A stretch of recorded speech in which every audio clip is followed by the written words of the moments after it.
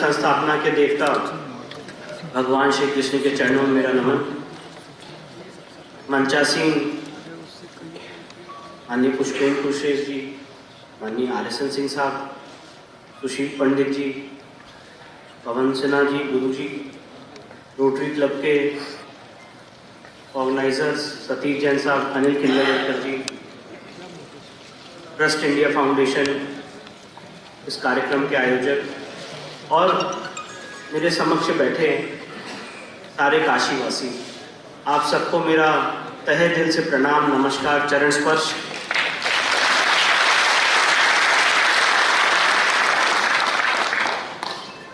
आज ये जो कार्यक्रम का आयोजन किया गया है, ये इसलिए किया गया है कि एक लड़ाई तो हम लोग न्यायालय में लड़ रहे हैं, अपने तर्कों के आधार पे, लीगल प्रोविजंस के आधार पे, सुप्रीम कोर्ट के जजमेंट्स के आधार पे, और आज एक लड़ाई आप लोगों को लड़नी है। वो लड़ाई है, आज यहाँ पे सुशील पंडित जी बैठे हुए हैं, कल रात को हम लोगों ने उनका एक संक्षिप्त उनसे चर्चा हुई थी, और वो लड़ाई है कि क्या इस देश में कश्मीर में जो हुआ, क्या इस देश के अन्य भागों में हम उसको कश्मीर जैसी स्थिति लाने देंगे या उसमें हमारी कोई भूमिका रहेगी। एक ये दूसरी लड़ाई पैरेलली साइड बाय साइड चल रही। और सवाल ये भी उठता है कि जब सन 712 में मोहम्मद बिन कासिम का इस देश में पहला आक्रमण हुआ था, तो उस आक्रमण के बाद जो बर्बरताएं हुई, दीवालों में चुना गया, आड़े से काटा गया, गरम तवे पे झोंका गया, हमारे मंदिर, हमारी संस्कृति, हमारी आस्था, हमारे बहन बेटियों की आबरू, इन सब को नष्ट किया गया। उस 1300-1400 साल की गुलामी के बाद आज अगर इस पूरी सिविलाइजेशन का नवनिर्माण होना है, इस पूरी सिविलाइजेशन में चेतना भरनी है, तो वो चेतना का काम काशी से शुरू होना है। इसीलिए हम आपको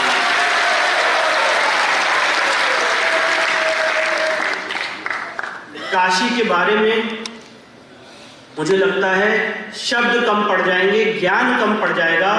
काशी का वर्णन करना शायद किसी के लिए संभव नहीं है, पॉसिबल नहीं। और इसीलिए जब हमने ज्ञानव्यापी केस के लिए 1991 से ऑलरेडी यहाँ पे केस चल रहा था, हम सबको पता है।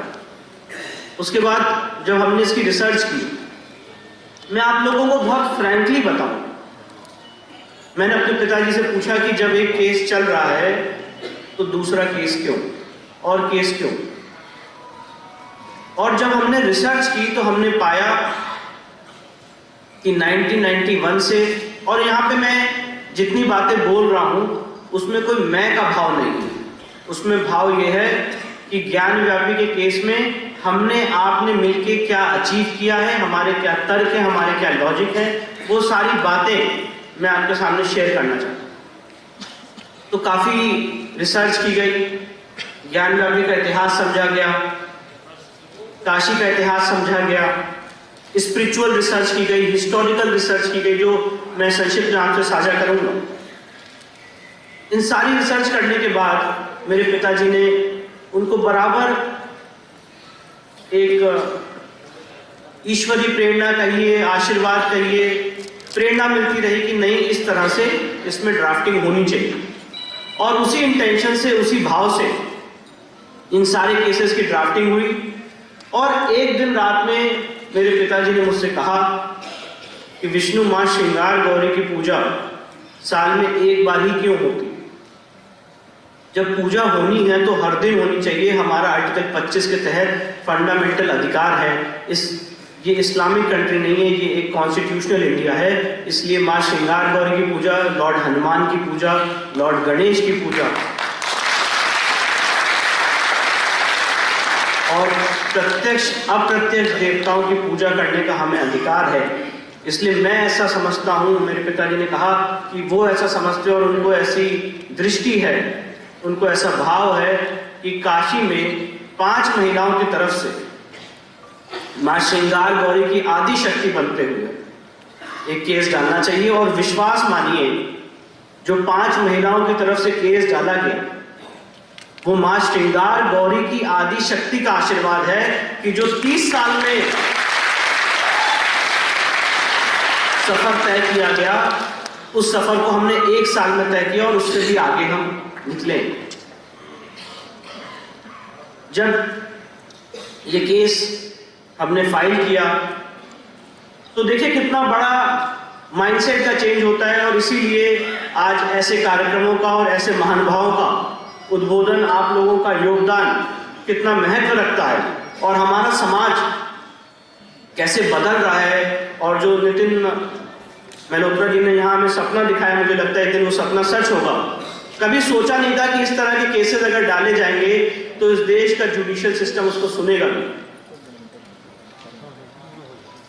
2013 में भी मैंने सुप्रीम कोर्ट में केस डाला था और चीजों को लेके, पर एक जुडिशियल सेटअप की एक अपनी मर्यादा है और इन तरह के आर्गुमेंट्स को दरकिनार कर दिया जाता था, तिरस्कारित किया जाता था। पर आप सबके बीच और काशी क्षेत्र का महत्व समझते हुए यहाँ पे एक माननीय जज थे जिन्होंने इन आर्गुमेंट्स को समझा और इतिहास रचने का काम किया। उनका नाम था माननीय रवि कुमार दिवाकर। जब ये केस फाइल किया गया तो इस केस में एक एप्लीकेशन लगाई गई कि वहां पे हम जहां स्थानों पे नवंबर 1993 तक, ये डेट बहुत इंपॉर्टेंट है, नवंबर 1993 करते आ रहे हैं, उन स्थानों पे हमें पूजा का अधिकार दिया जाए। हम सब जानते हैं कि प्लेसेस ऑफ वर्शिप एक्ट 1991 में आया और नवंबर 1993 तक ये इस केस का एक बहुत अहम पहलू है। हिंदू समाज के लोग उस तथाकथित मस्जिद में अलग अलग जगहों पे पूजा कर रहे थे, चाहे वो व्यास जी का तहखाना हो जो नंदी के सामने है, चाहे मां श्रृंगार गौरी हो, चाहे गणेश जी हो, चाहे हनुमान जी। तो हम लोगों ने ये रिसर्च की कि प्लेसेस ऑफ वर्शिप एक्ट यहाँ पे अप्लाई नहीं होता है, rather places of worship act के वायलेशन में मुलायम सिंह सरकार ने बैरिकेडिंग लगा के हिंदू समाज के लोगों को बाहर फेंकने का काम किया है। इसीलिए ये मुकदमा हमने दायर किया और जब फाइल किया तो माननीय रवि कुमार दिवाकर साहब के सामने ये अर्जी ली गई सिविल जज सीनियर डिवीजन के सामने कि हमें कमीशन जारी करने का आदेश दिया जाए और कमीशन जारी करके हम वो जगह चिन्हित करके एडवोकेट कमीशन की रिपोर्ट सबमिट करना चाहते हैं जहां पे हम पूजा करते चले आ रहे थे। कमीशन का ऑर्डर हुआ, हमने फोटोग्राफी वीडियोग्राफी की मांग की, फोटोग्राफी वीडियोग्राफी की मांग का ऑर्डर हुआ।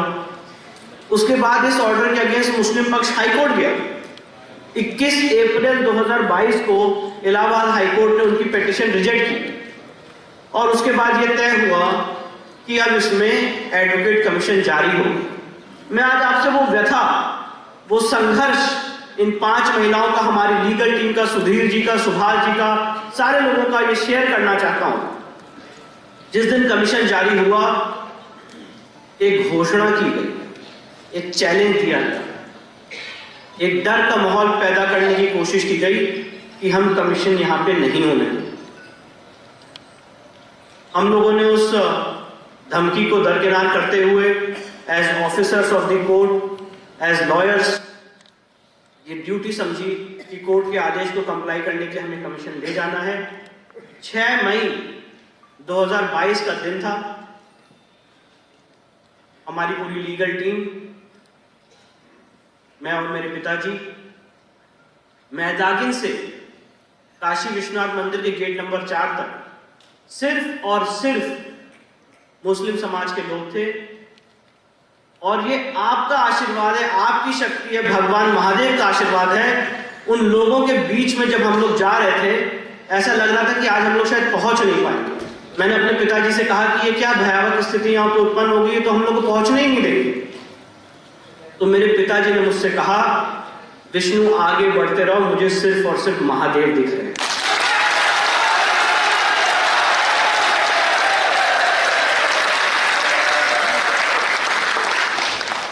मैंने अपनी माताओं बहनों का, जो इस केस में 4 माताएं बहनें पिटिशनर हैं, उनका रौद्र रूप देखा। घरेलू महिलाएं, सुधीर भाई, सुभाष भाई का रौद्र रूप देखा, जिन्होंने कहा कि कैसे नहीं अंदर जाने देंगे। एक तरफ नारे तकबीर के नारे लगते रहे और दूसरी तरफ निहत्थे लोग अपनी आस्था को रीस्टैब्लिश करने के लिए, सिविलाइजेशन को उनका हक दिलाने के लिए, उनका न्याय दिलाने के लिए अंदर जाते रहे, सारे नारों के, सारे डर के, सारे भय के बीच, क्योंकि हमें विश्वास था कि जो हमारी मांग है उसमें सच्चाई है।